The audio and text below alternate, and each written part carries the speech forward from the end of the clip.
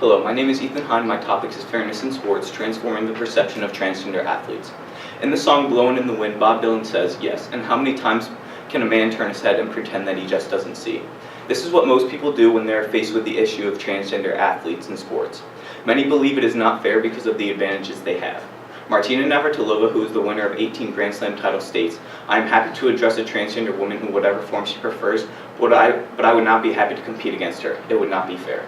This topic has been researched extensively by experts such as Robinson Meyer, Sarah Tietzel, and Andrew Latham. This begs the question, should transgender women be allowed to compete in sports against cisgender women? This led me to my thesis of transgender women should not be allowed to participate in sports without any hormone treatment to make the playing field as fair as possible. Men and women are physically different, and men have the advantage in almost every sport. For centuries, it has been clear that men have natural physical characteristics that women do not. What has been found to be one of the main differences between men and women is androgen levels, specifically testosterone levels. According to the Harvard Health Publishing of the Harvard Medical School, testosterone is directly related to muscle size and strength along with bone size and strength. Moreover, because of the difference in testosterone levels between men and women, men have advantages that are critical to success in many sports. According to a Medical News Today article by Claire Sissons, she agrees that testosterone is critical for the development of strengthening of muscles and bones, and found that the average man aged 19 and older has between 240 and 950 nanograms per deciliter, while the average woman in the same age category only have between 8 and 60 nanograms per deciliter. This advantage is shown through data regarding world records for both men and women. Robinson Meyer, who is a magazine journalist with years of experience covering media and technology companies, states in an article that women's world records are only 9% that of men's world records in both short and long distance swimming and short and long distance running. Even though some current women's world records match those of men's 50 years ago, this can be explained by improved training methods and nutrition. Transgender women competing in sports with cisgender women without the use of hormone treatment creates an unfair competitive environment. Imagine being a woman finishing in second place behind a transgender woman, knowing that this individual received chemicals which enhance performance for which they were not allowed. The National Collegiate Athletic Association has rules regarding transgender athletes because they believe there is a clear advantage that transgender women have over cisgender women without the use of hormone treatment.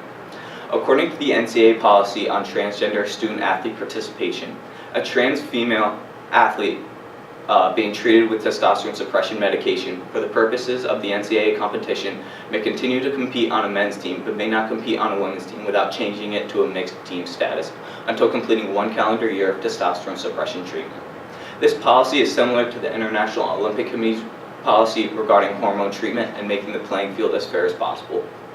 The IOC states in their transgender athlete policy that the athlete must demonstrate that her total testosterone level in serum has been below 10 nmol per liter for at least 12 months prior to her first competition.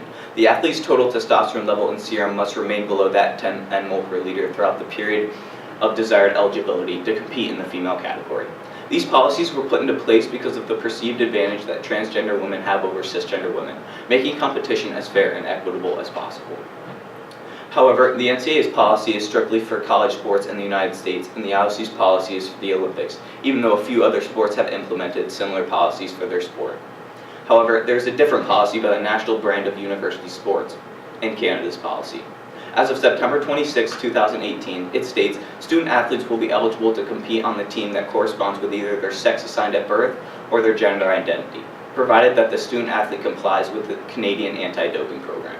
This policy makes it so no hormone treatment is necessary and transgender women can participate in women's sports without restriction, with the exception that they have to comply with Canada's anti-doping program.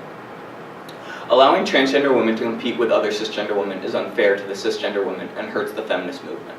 If transgender women competed with cisgender women, there would no longer be equality because you have someone that was born male competing against cisgender women and able to have an advantage, while cisgender women that would become a transgender man and compete with cisgender men would not be able to have the same advantage. This is why the IOC's transgender policy, they state, those who transition from female to male are eligible to compete in the male category without restriction. It may also be unfair to cisgender women because of Title IX. According to the American Civil Liberties Union, Title IX was put into place to ban sex discrimination in school programs. This policy was put into place because of the disparity between the treatment of men and women. However, this policy may turn against them with the transgender athletes because it infers that allowing transgender athletes to participate in the sport in which they identify is gender discrimination. According to a BBC article by Alistair McGowan, Hannah Mountsie, who is a transgender Australian rugby player, was banned from being nominated for the Women's Australian Rules Draft because of the disparity in size between her and her opponents. She then went on to play handball, where her size and strength still benefits her in many ways. It was seen that she had advantages, but because of the inclusion, they allowed her to play for their international handball team, which is unfair to the teams and athletes she competes against. Some may argue that transgender women have no advantage over cisgender women because of the notion that testosterone does not correspond with athletic performance. According to Rachel McKinnon, who is a transgender athlete, researchers Stephanie Berman and Yavis Gardner tested over 2,000 IAAF World Championship track athletes, and their study showed that there's absolutely no relationship between testosterone in terms of performance in males. They state that the relationship they found in women was weak and sporadic. However, the information presented by these scholars is flawed. Some athletes use testosterone doping to give themselves advantage which they would not otherwise have. According to the Sport Journal by P.J. Vanny, who is a third-year sports management doctorate student at the United States Sports Academy, and Dr. Jordan Moon, who is the Muscle Farm Sports Science Center Research Institute director. They state that in terms of testosterone doping, if they do not get caught, they will most likely experience individual success, team success, and an increase in salary if playing for a professional sports team. There have been times in history where having a higher testosterone level showed in female athlete performance. According to the Journal of Clinical Endocrinology and Metabolism, these scientists conclude after the 1972 Olympic Games in Munich that the effects of the treatment with androgenic hormones were so spectacular, particularly in female athletes, in strength-dependent events, that few competitors using drugs had a chance of winning. A solution to this problem could be to implement the International Olympic Committee's policy to all of the sports organizations worldwide that lack a hormone treatment policy. This would make the playing field even on a global scale, so when those transgender athletes from their respective country are looking to participate in the Olympics, they meet the qualifications of the IOC's policy. A limitation to this solution would be very hard to get agreement from all countries that the IOC's policy is needed for their sport of their respective country. Another solution, which was presented by Sarah Tietzel, whose research has been recently funded by the International Olympic Committee, the World Anti-Doping Agency, and the Canadian Centre for Ethics in Sports, states that more research needs to be done about female transgender athletes. There is not a lot of information out surrounding the direct correlation between testosterone in women and their athletic performance. In Canada's 83-page anti-doping policy that was revised in 2015, the words testosterone and androgen are not mentioned once. A limitation to this solution would be that it may take a lot of time and research before a definite solution is presented. Thank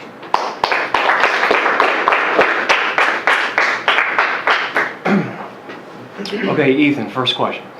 How did you handle the different perspectives in order to reach your conclusion?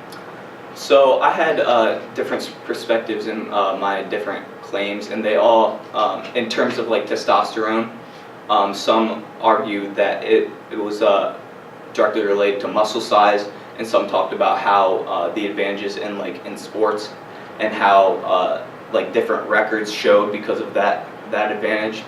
In my counterclaim, I talked about how the testosterone had, they argued that the testosterone had no advantage, but then I was able to refute that with the world records again. Okay. Thanks. And then if you had more time, what additional research would you conduct related to the issue? I would have looked at transgender men and the effect that they have on sports. I did not choose to implement them because it would have been too much for what I had, and I would have not been able to have time to implement that. Okay. All right. Thank you.